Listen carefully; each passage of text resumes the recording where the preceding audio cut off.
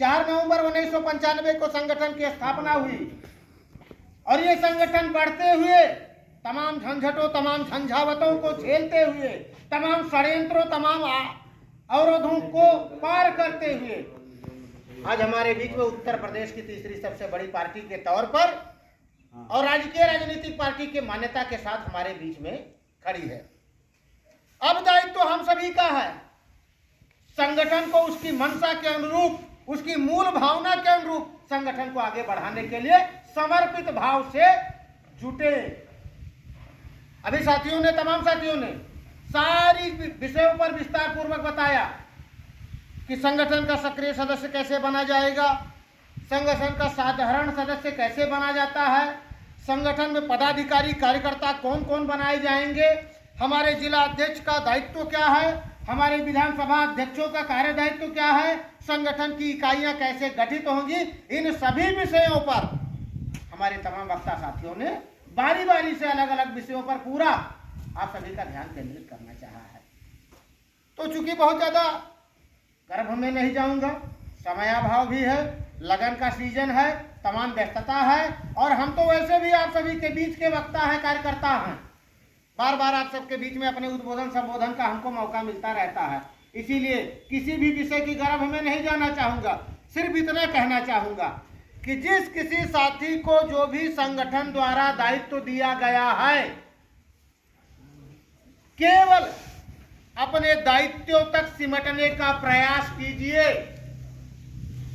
आप स्वयंभू नहीं हो सकते, आप सारे विषयों के ज्ञाता नहीं हो सकते, पूरे प्रदेश का संगठन आपके सर पर नहीं है। अपनी सीमा जानने का प्रयास कीजिए, तभी आप बेहतर परिणाम दे पाएंगे। हमारा बूथ अध्यक्ष, तो उसका पहला दायित्व है बूथ की कमेटी का गठन।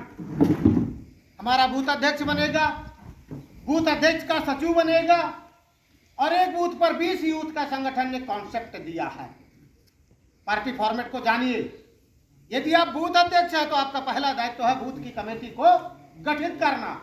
अब अगर आपने बूथ की कमेटी को गठित कर लिया है, तब उसके बाद आप अपने सेक्टर पर, अपने जोन पर, अपनी विधानसभा कमेटी पर या अपनी जिला कमेटी के भी बेहतर विकास के लिए, विस्तार के लिए अपना परामर्श देने का अधिकार रखते हैं। इसी प्रकार हमारे सेक्टर अध्यक्ष, हमारे जोन अध्यक्ष, मान लिया हमारे बीच में 5 विधानसभा अध्यक्षगण बैठे हुए हैं, किन्हीं कारणों से 2 विधानसभा अध्यक्ष उपस्थित नहीं है, तो 5 विधानसभा अध्यक्ष हमारे बीच में संगठन के विधि मंच के प्रदेश सचिव आदरणीय शिवप्रसाद पटेल जी का आगमन हो गया है।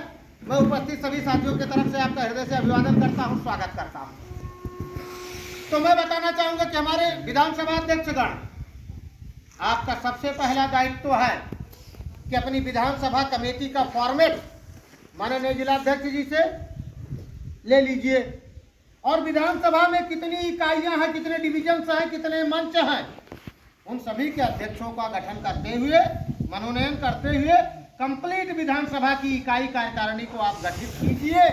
उसके बाद तब जिला कार्यकारिणी कैसे चलेगी, संगठन के, प्रदेश के संगठन का प्रारूप क्या होना चाहिए, ये परामर्श तब आपसे थोड़ा अच्छा लगेगा सुनने में।